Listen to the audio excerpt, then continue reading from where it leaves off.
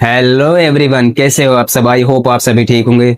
तो आज की क्लास में हम अर्थमेटिक प्रोग्रेशन जो हमारा चैप्टर है, चैप्टर नंबर 5, इसको स्टार्ट करने वाले हैं। तो सबसे पहले हम देखेंगे इसकी डेफिनेशन से हम समझेंगे कि अर्थमेटिक प्रोग्रेशन होता क्या है। तो लिखेंगे अरिथमेटिक प्रोग्रेशंस, ये हमने लिख दिया, जिसे हम शॉर्ट में क्या बोलते हैं, इसे बोलते हैं एपी। शॉर्ट में हम इसे कहेंगे एपी, अरिथमेटिक प्रोग्रेशंस। ठीक है, तो इसकी डेफिनेशन है ए सीक्वेंस in which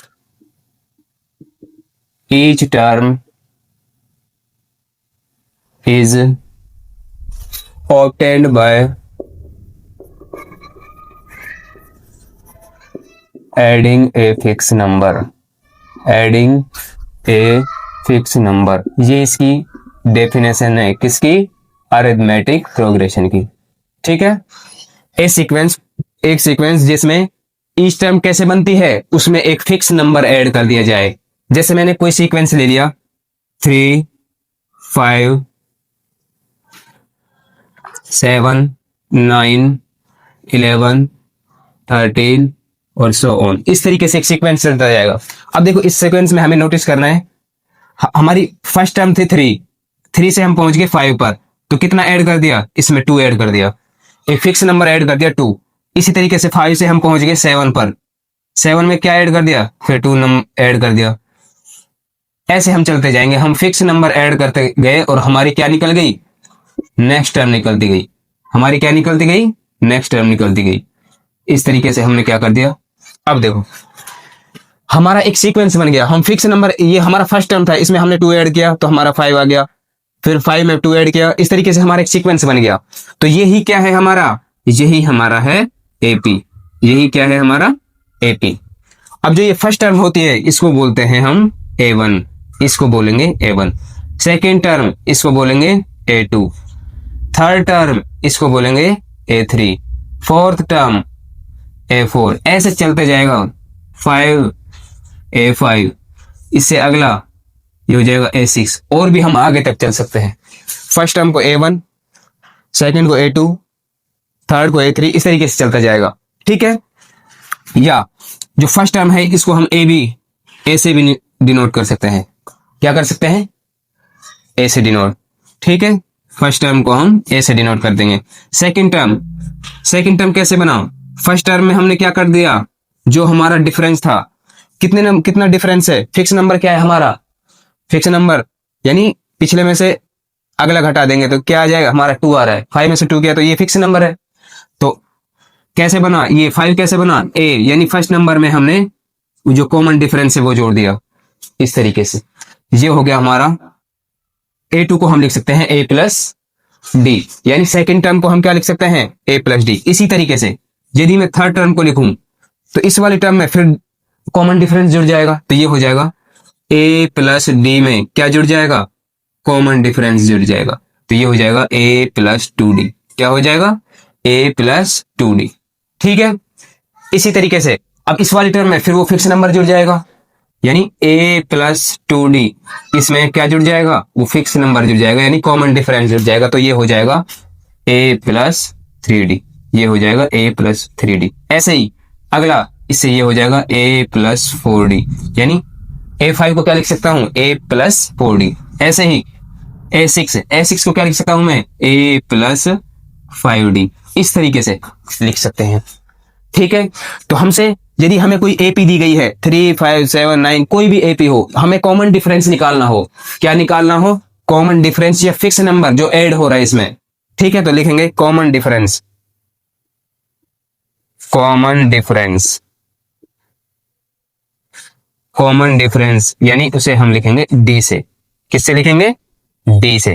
तो कॉमन डिफरेंस क्या हो जाएगा, कॉमन डिफरेंस हो जाएगा हमारा, यानी पिछली वाली टर्म में से अगली घटा देंगे, यानी A2 माइनस A1,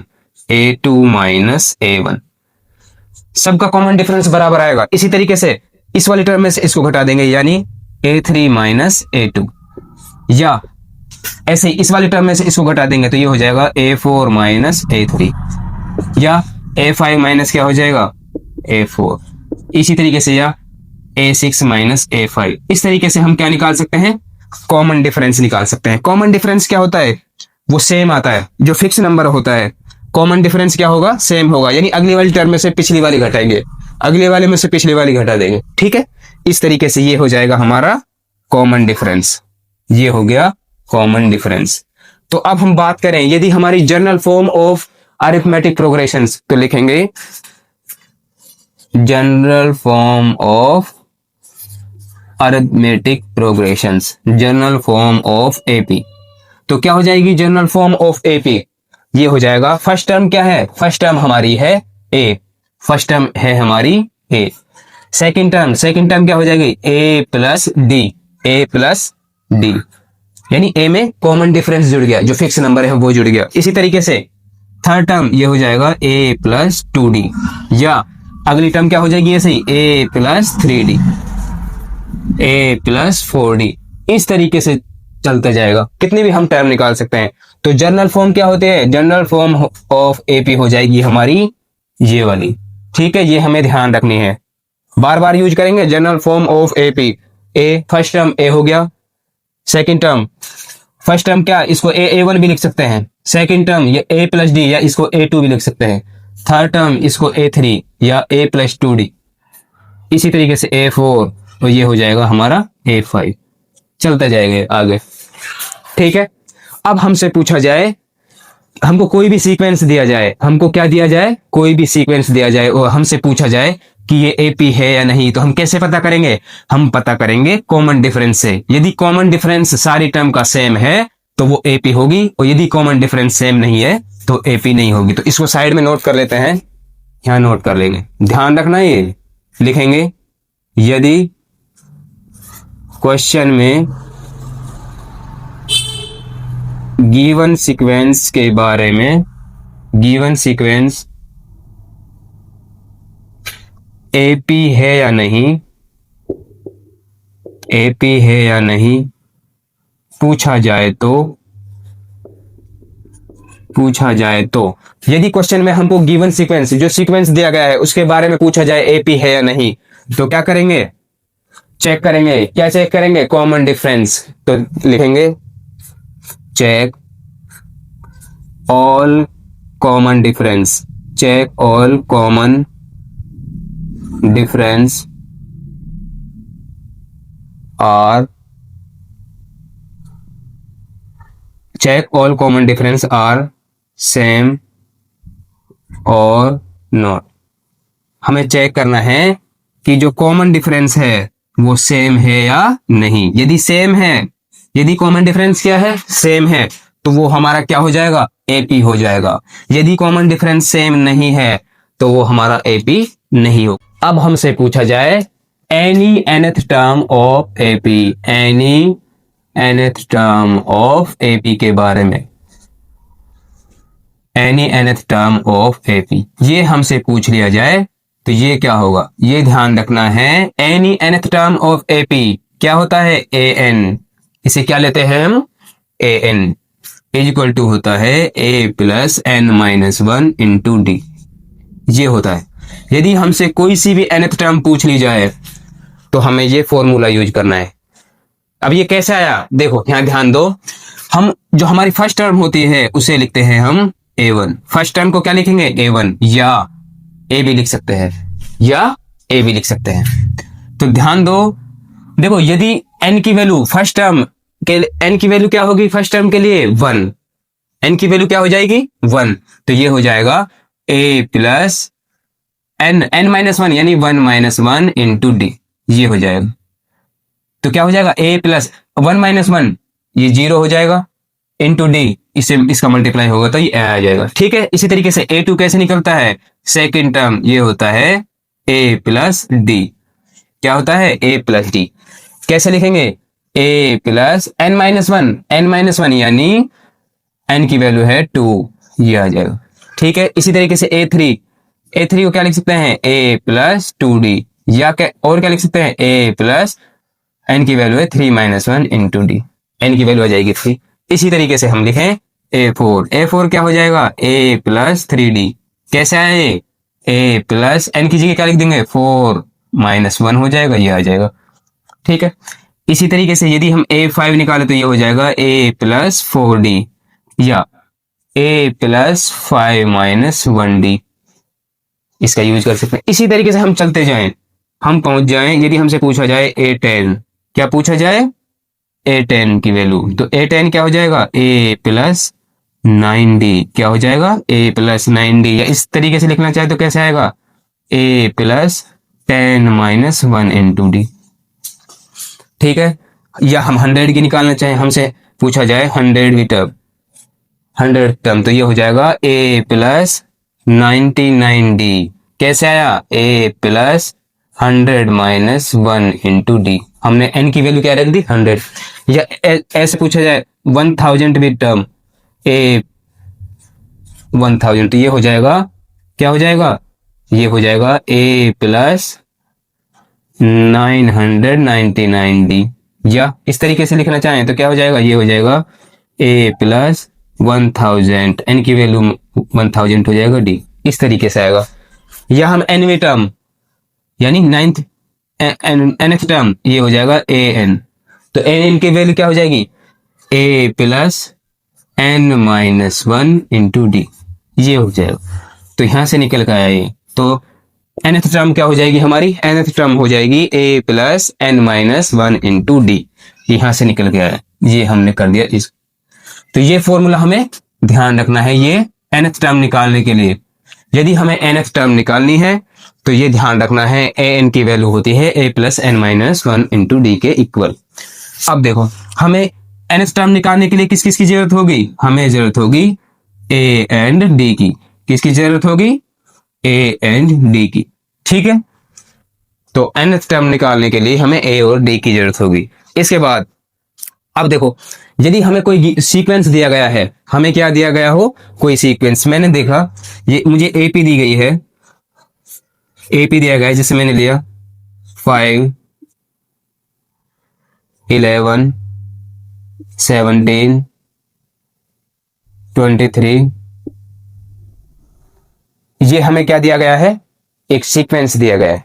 ठीक है, अब देखो सीक्वेंस दिया गया है, इसको और टर्म आगे ले लेते हैं, ये हो गया 29, इसके बाद 35, इस तरीके से हमें सीक्वेंस दिया गया है कोई भी AP का। देखो कॉमन डिफरेंस क्या है, 11 माइनस 5 करेंगे तो कितना आएगा 6, ऐसे 17 माइनस 11 करेंगे तो 6, 23 माइनस 17 करेंगे तो 6, तो कहने का मतलब सबका कॉमन डिफरेंस क्या आ रहा है 6 आ रहा है, इसका मतलब ये AP में है। अब हमसे पूछा जाए middle term of AP, middle term के बारे में पूछा जाए, क्या पूछा जाए मिडिल टर्म, तो यदि हमारे पास ये ध्यान रखना है इफ n की वैल्यू यानी नंबर ऑफ टर्म हमारी क्या हो ओड हो, इफ नंबर ऑफ टर्म क्या हो हमारी ओड हो, इफ n की वैल्यू क्या हो ओड, तो position of middle term, position of middle term, इसको शॉर्ट में लिख दिया हमने, पोजीशन ऑफ मिडिल टर्म क्या हो जाएगी, पोजीशन ऑफ मिडिल टर्म हो जाएगी n प्लस 1 अपॉन 2 और nth टर्म, ये हो जाएगी n प्लस 1 अपॉन 2 का जो टर्म आएगी वो होगी। ठीक है, पोजीशन ऑफ मिडिल टर्म। यदि हमारा, तो ये ध्यान रखना है पोजीशन ऑफ मिडिल टर्म हो जाएगी हमारी, यदि n की वैल्यू इवन दी गई हो, if n is even, n क्या हो, नंबर ऑफ टर्म क्या हो इवन हो, तो पोजीशन ऑफ मिडिल टर्म हो जाएगा पोजीशन ऑफ मिडिल टर्म, यानी मिडिल टर्म की पोजीशन क्या हो जाएगी, इसकी हो जाएगी n अपॉन 2 प्लस 1 1वां टर्म, और दूसरी टर्म आएगी हमारी n बाई 2 टर्म। ठीक है, ये हो जाएगा। यदि हमें मिडिल टर्म की पोजीशन फाइंड करनी है तो कैसे फाइंड करेंगे, यदि हमारा n ओड है यानी नंबर ऑफ टर्म क्या है ओड है, तो हमें ये formula n plus 1 upon 2 term. ठीक है, इसी तरीके से n कैसा है इवन है, यानी नंबर ऑफ टर्म कैसी है इवन है, तो हमारी पोजीशन ऑफ मिडिल टर्म हो जाएगा n अपॉन 2 प्लस 1 टर्म और n बाई 2 टर्म। ठीक है, अब देखो जैसे हम इस AP की बात करें, ये AP दिया गया है, यदि इसमें देखो नंबर ऑफ टर्म कितनी है 1 2 3 4 5 6, तो नंबर ऑफ टर्म है इसमें 6। तो अब हमसे पूछा जाए पोजीशन ऑफ मिडिल टर्म, तो पोजीशन ऑफ मिडिल टर्म इसके लिए तो एक तो ये निकलेगी तो n अपॉन 2 यानी 6, n का वैल्यू है 6 अपॉन 2 प्लस 1 वह टर्म, तो क्या हो जाएगा ये 6 अपॉन 2, ये हो जाएगा 3। यहां कर रहा हूं, ये देखो ध्यान देना है, 3 प्लस 1, एक तो ये टर्म हो गया यानी चौथा टर्म, ये हो जाएगा पोजीशन ऑफ मिडिल टर्म, ये हो गया हमारा ये वाला टर्म। ठीक है, दूसरा n अपॉन 2 यानी 6 अपॉन 2, ये वाला टर्म यानी तीसरा टर्म, तो तीसरा टर्म हो गया हमारा ये वाला। तो ये हमारी दोनों क्या हो जाएंगी, मिडिल टर्म हो जाएंगी, पोजीशन ऑफ मिडिल टर्म।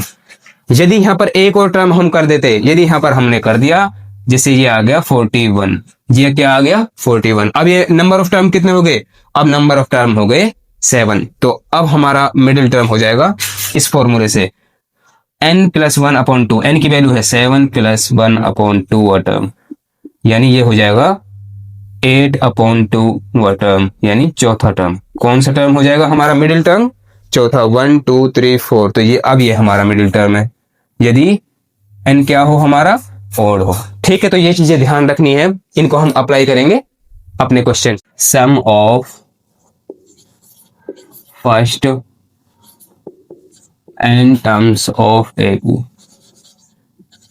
यदि हमें कोई AP गिवन है और उसकी n टर्म्स का, फर्स्ट n टर्म्स का हमें क्या पूछ लिया जाए, सम पूछ लिया जाए, तो उसके लिए हमें फॉर्मूला यूज करना है Sn। तो सम को हम S से लिख देंगे, Sn यानी सम ऑफ n टर्म्स क्या हो जाएगा, n/2 into 2a plus n-1 into d, ये फॉर्मूला यूज करना है। तो Sn वाला जो फॉर्मूला है Sn यानी सम हमसे पूछ लिया जाए तो ये यूज करना है। एक चीज और ध्यान रखनी है, इसको हम दूसरे तरीके से लिख सकते हैं, Sn इक्वल टू n/2, ये क्या हो जाएगा a प्लस 2a, यानी इसको मैं ऐसे लिख सकता हूँ a प्लस a, 2a को क्या लिख सकते हैं a plus a plus n-1 into d, इसको मैंने ऐसे कैसे लिख दिया। आप देखो मैंने 2a को क्या लिख दिया a प्लस a, तो a plus n-1 into d, इसको क्या लिख सकता हूं मैं an, क्या लिख सकता हूं an, तो ये हो जाएगा Sn इक्वल टू हो जाएगा n/2, ये क्या है a, और ये इसको मैं क्या लिख सकता हूँ पूरे को, इसको लिख सकता हूं मैं an, क्या लिख सकता हूं an, यानी Sn इक्वल टू हो जाएगा n/2, ये a फर्स्ट टर्म है और ये an, ये क्या हो जाएगा हमारा लास्ट टर्म हो जाएगा, क्या हो जाएगा लास्ट टर्म। तो एक तो इस फॉर्मूले का यूज करना है हमें, ये ध्यान रखना है। ठीक है, इसके बाद ये ध्यान रखना है, यदि हमें क्या दी गई हो लास्ट टर्म, तो L क्या है हमारा, L है हमारा लास्ट टर्म। यदि हमें लास्ट टर्म गिवन हो, यदि लास्ट टर्म गिवन हो या नोन हो, यदि हमें लास्ट टर्म क्या हो गिवन हो, तो हमें ये फॉर्मूला यूज करना है। ठीक है, तो सम ऑफ n टर्म्स क्या हो जाएगा, इस फॉर्मूले को यूज करेंगे। यदि लास्ट टर्म गिवन है तो Sn equal to n/2 into a plus l, इसको यूज करना है। तो ये अभी तक की जो बातें थी जो हमने सीखी, इन सब को अप्लाई करेंगे हम अपने क्वेश्चंस में। तो अभी तक हमने क्या सीखा, सबसे पहले हमने सीखा जनरल फॉर्म ऑफ AP। तो जनरल फॉर्म ऑफ AP क्या होता है, AP की जनरल फॉर्म होती है first term a, second term a plus d, third term a plus 2d, fourth term a plus 3d, इस तरीके से चलता जाएगा। तो ये हो जाएगी हमारी जनरल फॉर्म ऑफ AP। ठीक है, ये पता चल गया। इसके बाद nth term of AP an, वो क्या होता है a plus n-1 into d, ये होता है हमारा nth टर्म फाइंड करने का। ठीक है, तो d क्या होता है हमारा कॉमन डिफरेंस, d होता है हमारा कॉमन डिफरेंस। ठीक है, ये ध्यान रखना है हमें। इसके बाद हमने सीखा, क्या सीखा, यदि हमें सीक्वेंस पता, सॉरी मिडिल टर्म की पोजीशन फाइंड करनी है, मिडिल टर्म क्या फाइंड करना है हमें, मिडिल टर्म, तो उसके लिए हमें दो तीन फॉर्मूले ये ध्यान रखना है। यदि इन n की वैल्यू, नंबर ऑफ टर्म्स क्या हो इवन हो, नंबर ऑफ टर्म्स क्या हो, पहले ओड ले लेते हैं, नंबर ऑफ टर्म्स क्या हो ओड, यदि नंबर ऑफ टर्म्स ओड हो तो position of middle term, position of middle term हो जाएगा n+1 अपॉन 2 व टर्म, ये हो जाएगा n+2 व टर्म, सॉरी n+1 अपॉन 2 व टर्म हो जाएगा। ठीक है, यदि n की वैल्यू क्या हो, n की वैल्यू इवन हो, यदि n की वैल्यू इवन हो तो हमारा जो पोजीशन ऑफ मिडिल टर्म है, पोजीशन ऑफ मिडिल टर्म क्या हो जाएगा, एक तो ये हो जाएगा n/2 टर्म, एक तो ये हो जाएगा n/2 टर्म, और दूसरा टर्म हो जाएगा हमारा n/2 + 1 टर्म। ये ध्यान रखना था। अभी तक हमने ये चीजें पढ़ी। इसके अलावा हमसे सम पूछ लिया जाए, sum of first n terms of AP, तो हमें ये यूज करना है Sn = n/2 × 2a + n - 1 × d। d क्या है, कॉमन डिफरेंस, n क्या है, नंबर ऑफ टर्म्स, a क्या है हमारा फर्स्ट टर्म। ठीक है, इसी तरीके से हमें लास्ट टर्म गिवन हो, यदि क्वेश्चन में हमें लास्ट टर्म गिवन हो तो Sn = n/2 × a+, ये हमें यूज करना है। तो ये बातें हमें ध्यान रखनी है